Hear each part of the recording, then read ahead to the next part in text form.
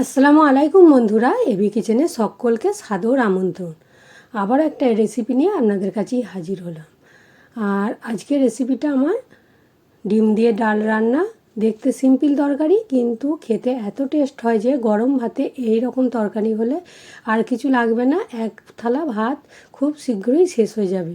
এত tasty tasty ডাল রান্না হবে। তাই এখানে আমি ছোলার ডালটাকে রাতে ভিজিয়ে দিয়েছিলাম। যদি রাতে ভিজাতে ভুলে যান তাহলে রান্না করার 2 ঘন্টা আগে একটু হালকা গরম পানি দিয়ে ভিজিয়ে দেবেন, তাহলেই হয়ে যাবে। এখানে আমি 150 গ্রামের মতো ছোলার ডাল আর মসুর ডালটাকে ভিজাইনি।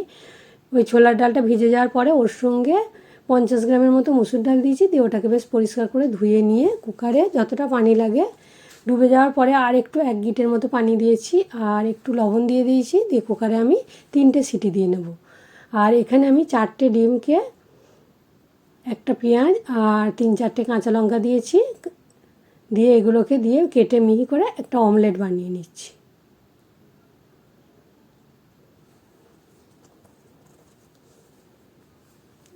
একটু ঢাকা দিয়ে দিচ্ছি, তাহলে ডিমটা ফুলে উঠবে আর পেঁয়াজগুলো সিদ্ধ হয়ে যায়। ছিটকে পড়ে যাচ্ছে। ডিমের অমলেটটা হয়ে গেলে আমি ছোট ছোট করে পিস করে কেটে নেব। এটা দেখতে কিন্তু সিম্পল তরকারি, আর এত সুন্দর এর টেস্ট হয় কি বলবো।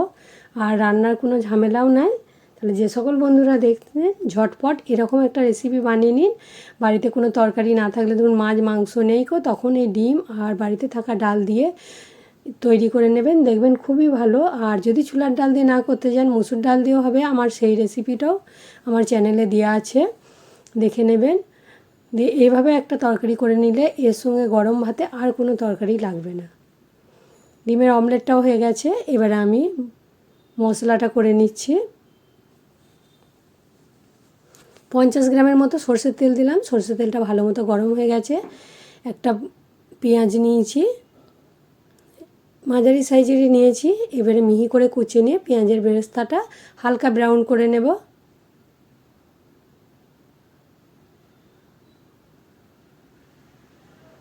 হালকা ব্রাউন হয়ে গেছে। এবারে আমি এখানে অর্ধেকটা টমেটো আর 2-3টে কাঁচা লঙ্কা দিয়ে দিলাম। ওগুলোকে দিয়েও একটু বেশ ভেজে নেব।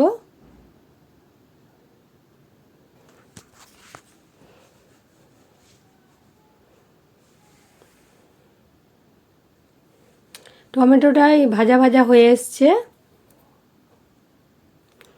এবারে এখানে আমি 1 চামচ আদা রসুন বাটা দিচ্ছি।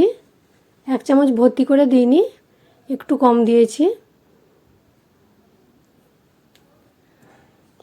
এটাকে দিয়েও বেশ 2 থেকে 3 মিনিট ভেজে নেব, আদা রসুনের গন্ধটা চলে যাবে। একটা তেজপাতাকে 2 টুকরো করে দিয়েছি।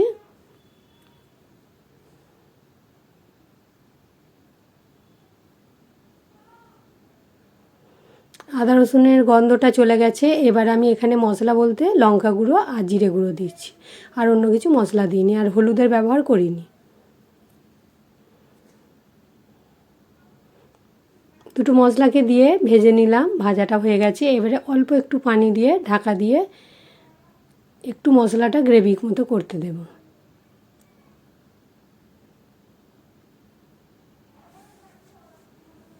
ডালে লবণ দেওয়া ছিল বলে আমি লবণ দিয়ে নিই, তখন দেখে লাগলে আমি তখন একটু লবণ দিয়ে নেব। 2-3 মিনিট ঢাকা রাখার পর মশলাটা তেল ছেড়ে দিয়েছে, খুলে এবারে আরও একবার নেড়ে নিচ্ছি। মশলাটা একদম ভাজা ভাজা হয়ে এসছে, তেলও ছেড়ে দিয়েছে। এবারে এখানে আমি সিদ্ধ করে রাখা ছোলার ডালটা দেব। 3টে সিটি দেওয়ার পরে ডালটা বেশ ভালো মতোই সিদ্ধ হয়ে গেছে, আমি দেখাচ্ছি। একদম নরম হয়ে গেছে। এবারে এই ডালটাকে কেউ যদি গোটা গোটা ভালোবাসেন গোটা গোটা রাখবেন, তা আমাকে একটু ডালটা গলা গলায় বেশি ভালো লাগে, সেই কারণে আমি চামচের সঙ্গে একটু ঘেঁটে দিচ্ছি। বেশি নয়, একটু ঘেঁটে দেবো, তাহলে একটু গলা গলা মতো হয়ে যাবে, সেটা খেতে আরও একটু বেশি ভালো লাগে। এবার এই মশলাটার ওপরে ডালটাকে দিয়ে একটু কষিয়ে নেব।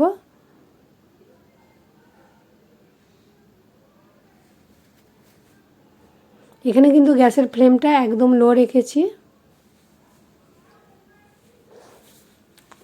কারণ ডাল তলাতে এমনিতেই লেগে যায়। এখানে গ্যাসের ফ্লেমটা লো রেখেই কষাতে হবে ডালটা।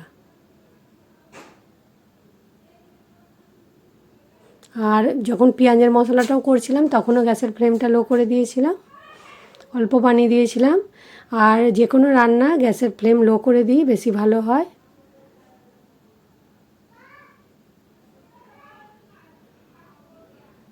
ডালটাকে মশলার সঙ্গে বেশ ভালো মতো কষিয়ে নিয়ে মাখো মাখো হয়ে গেছে। এবারে আমি কুকারটা ধুয়ে অল্প একটু পানি দিলাম, আর একটু পানি দেব, কারণ এটা ডাল আর ডিমটা একটু চাপ চাপ মতো রান্না করব, খুব পাতলা করব না, সেই কারণে অল্প একটু পানি দিয়ে দিয়েছি। লবণটা একটু চেক করে নিলাম, ঠিকঠাকই আছে। ডালটা ফুটে এসছে, এবারে পিস করে রাখা ডিমগুলোকে দিয়ে দিচ্ছি।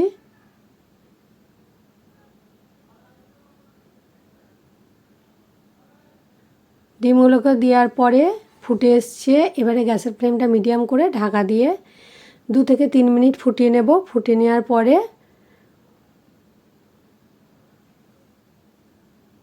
2-3 মিনিট ফোটানো হয়ে গেছে। এবারে ওপর থেকে ধনেপাতা দিচ্ছি। আর কেউ যদি গরম মশলা খেতে পছন্দ করেন তাহলে গরম মশলা ছড়িয়ে দেবেন। আমি গরম মশলা দিইনি, ধনেপাতাই দিয়ে দিয়েছি।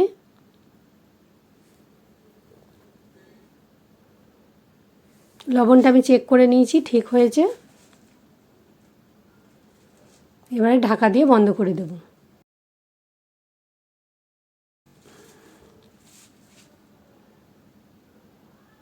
বন্ধ করে 10 মিনিট রেস্টে রাখার পর এবারে গরম গরম আমি ভাত আর গরম গরম এই ডাল, এর সঙ্গে আর কোনো তরকারি লাগবে না, এত টেস্ট হবে যে এর সঙ্গেই গরম ভাত এক থালা অনায়াসেই চলে যাবে।